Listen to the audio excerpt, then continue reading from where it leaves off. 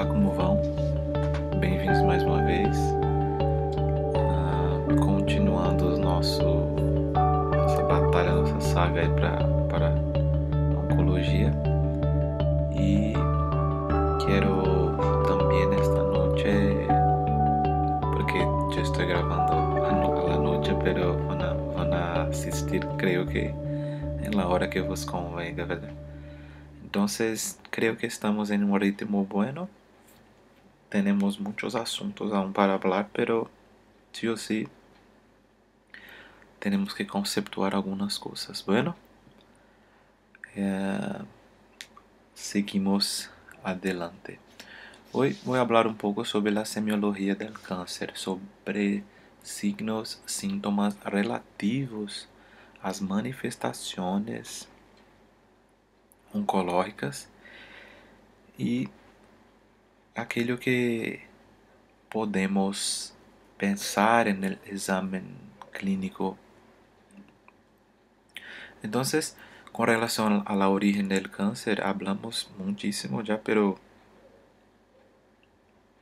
debo recordarlos que hablando de pérdida del control del crecimiento normal, acá tenemos una división celular normal, una célula con daño que puede ser reparada. Si no hay reparación, ella se va a la apoptosis, que es fisiológico, como ustedes saben. En una división celular de una célula cancerosa o maligna, tenemos el proceso de división, pero los daños son acumulados, los daños acontecen, no hay un control ni una reparación de los daños celulares, como por procesos que ya hablamos en clases anteriores en relación a oncogenes, protoncogenes o hasta mismo casos de virus induzindo cáncer. Entonces, cuando no se hay una revisión de esa,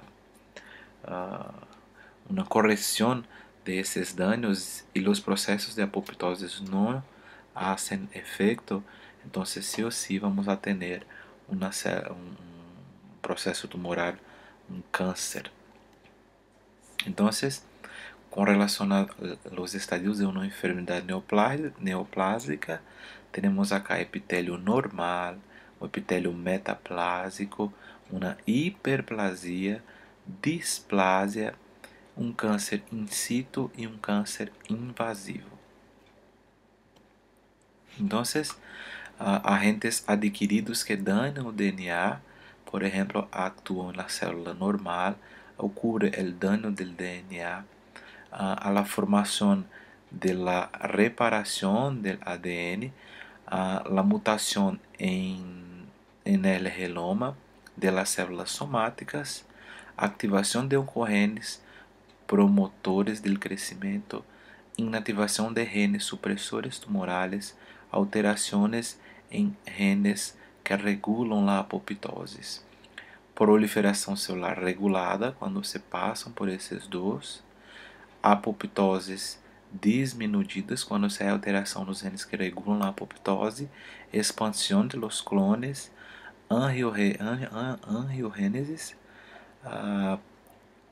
escape de la inmunidade, el cáncer logra escapar del sistema inmune, progressão del tumor, mutações são adicionadas a las mutações que já existem, progressão tumoral, neoplasia maligna, metástasis. Então, veem que nesse esquema temos o processo que discutimos um pouco hasta agora. Então, não olvidando de mutações heredadas em genes que afetam a reparação do DNA, genes que afetam o crescimento celular e a apoptosis. Então, características entre tumores benignos e malignos, diferenciação. Benigno, las células tumorales se assemelham a las células maduras originales. Então, como já havíamos hablado, pode ser que tenhamos um tumor, por exemplo, em uma glândula, que a célula solamente es mayor o tenemos más células, pero su función es la misma, pero con una exacerbación, o sea, vamos a tener más hormonas, por ejemplo. Ya en un tumor maligno, las células tumorales talvez não sejam más semelhantes a las células maduras originales. A taxa de crescimento em benigno é lenta, pode interromper-se ou retroceder.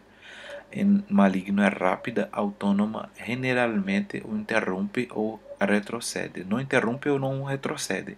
Então, uma vez que empieza o processo de malignização, se vai hasta encontrar um tratamento eficaz que se conlleve o paciente ao óbito. Invasão local, el benigno se expande e desplaza, el maligno invade, destrui e reemplaza. Metástase, el benigno no, el maligno sí hace metástasis. Entonces, algunos fatores de riesgo y protección. Por ejemplo, para el cáncer de pulmón, comer verduras, frutas que não sejam jugos ou conservados. A atividade física também é uma proteção. Fatores de risco: álcool, uso de tabaco, exposição ambiental. Por exemplo, para os mais frequentes, no câncer de mama, praticamente todas as indicações, e álcool também, obesidade. Só não há uma relação comprovada com o álcool e a exposição ambiental. Então, para que sepam a relação de risco e fatores de proteção. Agentes infecciosos, como já havíamos hablado, por exemplo, o vírus de la hepatite B, câncer de hígado, por exemplo. Papilomavírus humanos, câncer de colo uterino, câncer ano genital, câncer de vias respiratórias superiores, el Epstein-Barr, el linfoma, câncer de nasofaringe, el virus da imunodeficiência humana, linfoma, sarcoma de Kaposi, Helicobacter pylori, relacionado com o câncer de estômago. Então, alguns agentes infecciosos que induzem o câncer. Então, com relação ao fator genético, já hablamos, pero eu devo reforçar. Em certas famílias se hereda um gen anormal que hace que seus membros apresentem uma alta probabilidade de desarrollar o câncer. A probabilidade aumenta quando vários membros da família apresentam câncer a temprana, com idade inferior, por exemplo, a 50 anos. Se calcula que 5 a 10% de los cânceres têm origem hereditária. Então, veem que, por mais que pensemos assim com relação à herança maligna, a herança genética, não é a principal causa, é o principal fator, como já falamos também em outras classes.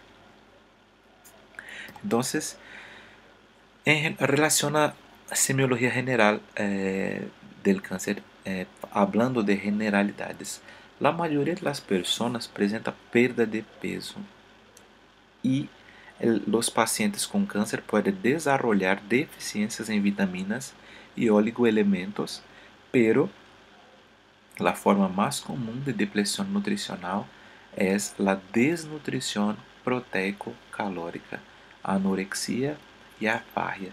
Então, o que nos llama muito a atenção quando falamos de el câncer seria essa perda de peso. Acá temos fotos de Steve Jobs, né, quem não se acorda, o criador da Apple, e ele foi vítima de um câncer de pâncreas que lhe lastimou muito e levou à morte mesmo, sendo um dos homens mais ricos del mundo, e não houve maior chances para ele, ¿verdad? Então, percebam como ele adelgazou, como perdeu peso, ¿verdad? Então, o que nos toca sempre en un paciente oncológico a veces no es siempre eso, pero una de las primeras cosas que nos conlleva a pensar en alguna cosa del tipo es a pérdida de peso. Entonces, alguien con un histórico saludable y que se ponga a perder peso así, bajar de peso muy rápido, sin una explicación, entonces puede sí nos llevar a pensar en un factor maligno, porque como ya hablamos, los cánceres tienen un metabolismo muy alto, ¿sabe? Altísimo, entonces ellos acabam dejando al paciente fraco, el paciente débil, por conta de la energía que él mismo consume. La palidez relativa a um processo anêmico relacionado com a anorexia diminui os níveis de hemoglobina. Então, é um síntoma também que pode suele aparecer presente, pero não é uma regra, ¿verdad? Pero os tratamentos em si, o paciente quando está tratando, sí o sí, en muchos casos hay un prejuicio en su médula ósea en la producción de los elementos figurados, principalmente hablando de los glóbulos rojos, a depender del tipo del cáncer también. Entonces, esa palidez puede sí o sí también ser un síntoma inicial. Lo que yo siempre digo es que no hay que no pensar en el cáncer, porque o que eu vejo seria exatamente, os profissionais pensam em todo e não pensam em el fator oncológico em si. Então, a recomendação é que sí o sí el pensamento de que podemos estar diante de um evento oncológico, um câncer, conlleva, deve sempre ser pensado. Pirexia fiebre también se produce ya que los pacientes con neoplasia tienen un sistema inmune deprimido, aumentando a proliferación de agentes infecciosos oportunistas. Entonces, los pacientes oncológicos también son alvos de infecciones oportunistas. Entonces, una fiebre que no se explica, un paciente que sí o sí ya vino a consultar e viene com um histórico febril e não barra, não passa.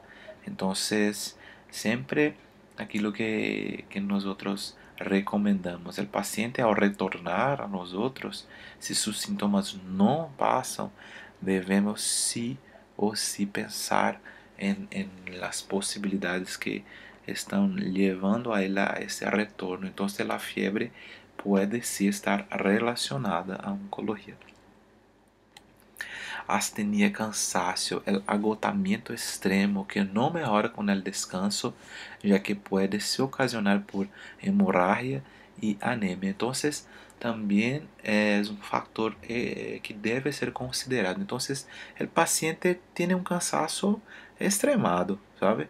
Por exemplo, eu já tive casos de meu conhecimento, de minha prática no Hospital del Câncer, por exemplo, paciente jovem tinha uma vida muito activa, ah, ah, jugava partido de futebol e sempre muito activo, pero de la nada começou a desmayar, começava a ter cansaços que não tinha, uma sudorese noturna, por exemplo, esse caso em especial, fiebre, e quando se buscou seu diagnóstico estava com um linfoma. Então, são signos, são sintomas que o paciente te vai reportar que deve sí o sí ser levado em consideração.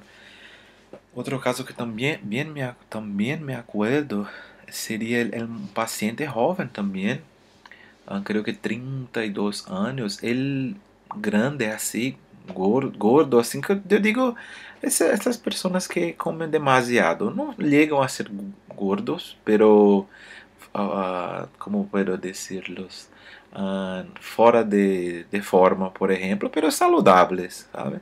Entonces, de la nada, ese muchacho, él empezó a quedarse anémico, mucho cansaço, pálido, y cuando se investigó la causa de la anemia, pensaron por último en el cáncer y él estaba con un tumor digestivo en el estómago.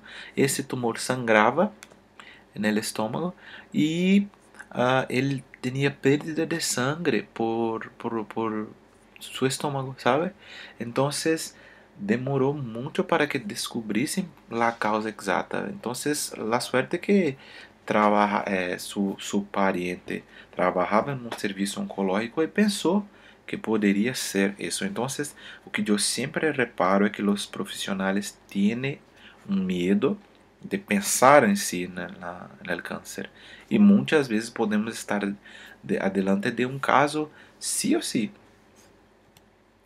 Aurrias, en el caso de dolor, el síntoma inicial, pero suele ser más persistente cuando la neoplasia está más avanzada. Entonces, el paciente oncológico siente mucho dolor, principalmente si no hay un cuidado, un tratamiento adecuado, eficaz. Entonces, el paciente puede tener dolores que no pasan y puede ser sí o sí el síntoma inicial, pero pacientes que já venham com história de um tumor avançado, uma neoplasia avançada, no caso. Aparição de massas e gânglios se deve à proliferação de las células anormales en el tejidos afectados ou palpáveis. Então, los ganglios, por exemplo, en las axilas, en el cuello, en la región inguinal, pueden estar aumentados en tamaño y número por conta de la migración de las células malignas. En el caso, ya pensando en algo mucho peor, ¿eh? Por diseminación linfonodal, como ya hablamos otra vez. Entonces, yo recomiendo siempre que hagan una buena palpación, investiguen al paciente y no saquen de su mente que puede estar delante de un caso oncológico. Entonces, el descubrimiento de la neoplasia, del cáncer, por ejemplo, iniciando por la historia clínica en general, motivo de la consulta, hallazgo en el examen físico. Entonces, essas son las principales eh, cosas que deben sí o sí hacer bien en, en el momento de descubrimiento de la doença, de la enfermedad. Entonces, orden del estudio, interrogatorio, fecha de aparición, localización y evolución. Entonces, ¿cuándo? ¿Desde cuándo? ¿Entende? A veces pueden estar dentro de H já hace un año, 2, 6 meses por aí, pero ahora 6 meses me apareció essa dolor, essa rigidez, por exemplo, e agora estou acá, pero 6 meses, entonces inspección y palpación, forma del nódulo, tamaño, superficie y consistencia. Entonces, gente, principalmente hablando de la cavidad abdominal o miembros, el cáncer, los tumores cuando, claro que no vamos lograr dar el diagnóstico por la palpación en sí, o la auscultación también, pero sí o sí va a nos direccionar. Entonces, hablando de la cavidad abdominal, por ejemplo, en la palpación podemos sí o sí sentir presencia de masas que son rígidas, endurecidas. En la palpación ya puede nos dar essa impressão de que se trata sí o sí de muitas vezes um tumor e pode sí ser maligno. Entonces, uma buena inspección en tu paciente, una palpación es requisito primordial. Com relação à mobilidade, então encontraste o nódulo, esse nódulo tem uma mobilidade ou aparenta ser mais fijo, por exemplo. Bueno, porque, por ejemplo, un nódulo que esté más prendido a estruturas, por ejemplo, podemos estar adelante de un acometimiento maligno. Si hay un punto de fluctuación, por ejemplo, en la hora de la palpación, podemos estar hablando de algo que no sea maligno, suele ser benigno. Entonces, sí o sí da algunas impresiones. ¿Tá? Entonces, en el interrogatorio, fecha de aparición, determinar la fecha más exacta, siempre que posible.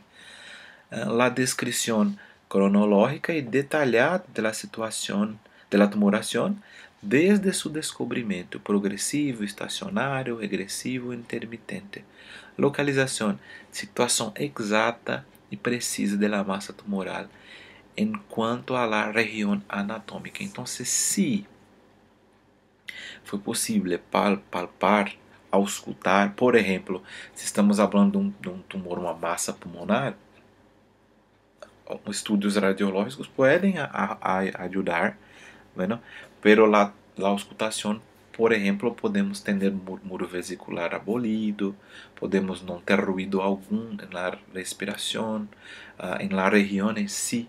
Então, onde esse tumor pode estar hablando del tórax.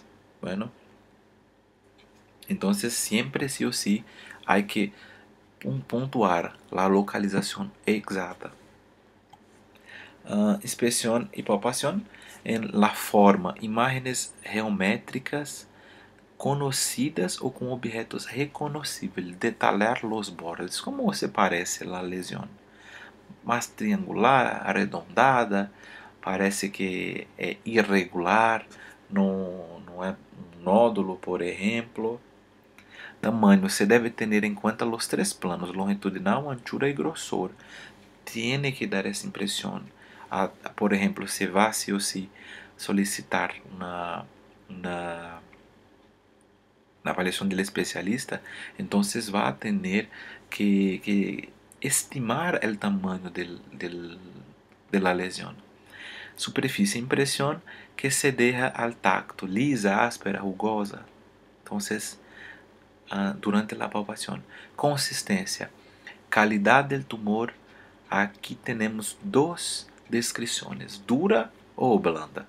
Entonces, também hace parte de la palpación. Entonces, en tu historia clínica que de aspecto oncológico, hay que tener eso en mente y poner en tu historia. Com relação à mobilidade, grado de desplazamento, se pode realizar sobre o tumor, movilidade espontânea, movilidade relacionada com os órgãos vizinhos. Então, se por acaso suele se este nódulo, esta massa em si, se ela se move espontaneamente, como vai saber? Pode mover tu paciente por exemplo, em órgãos como a cavidade abdominal seria um pouco mais sencillo e mirar, por exemplo, ponerlo em pé, hacia o lado, para ver se se move. E se há relação com os órgãos vecinos também, por el ato de la palpación, vai estimar isso. Signos e síntomas depende de la ubicación del tumor, así como, así como, así como ele afecta a los órgãos e los tecidos. Alguns tumores malignos não dão sintomas hasta que haya alcançado um estado avançado. Então, pensem, a depender de, por exemplo, sempre que eu hablo del hepatocarcinoma, el câncer de hígado, quando ele empieza a tomar um tamanho um pouco allá del que já vem se desarrollando, ele empieza o paciente a ter síntomas, por exemplo, el fallo del hígado. Então, perdão, el hígado empieza a perder suas capacidades de hacer suas atividades normais, por exemplo, e isso vai a nos dar sinais iniciais e sintomatologia específica. Então, por exemplo, um tumor que cresce na cavidade abdominal pode comprimir o trato gastrointestinal. O paciente pode ter uma redução do trânsito intestinal, ou seja, não se vai ao banho bem, não se vai bem de corpo. Então, a depender de como as coisas se vão, vamos a ter sí ou sí signos e sintomas específicos. Então, em alguns sintomas, perda de peso, fiebre, escalofrío, fadiga, perda del apetite, sudores nocturnos, perda del repetido y dolor, como ya habíamos hablado. Entonces, ¿qué pruebas para el diagnóstico? Pruebas analíticas como los marcadores tumorales pueden ser utilizados, vamos a hablar hoy de eso. Pruebas radiográficas como radiografia, tomografia computadorizada, ressonância magnética, podem ser utilizados testes de medicina nuclear também, e análises microscópio do tecido, citologia e a biópsia para sí ou sí, sabe, termos em conta de que estamos falando em verdade. Bueno, entonces, gente, aula cortita, pero importante. Entonces, me pongo a disposición. Espero que tenham les gostado. Sei que está difícil para todo mundo esse período, mas vamos seguir, vamos continuar, ok? Um abraço.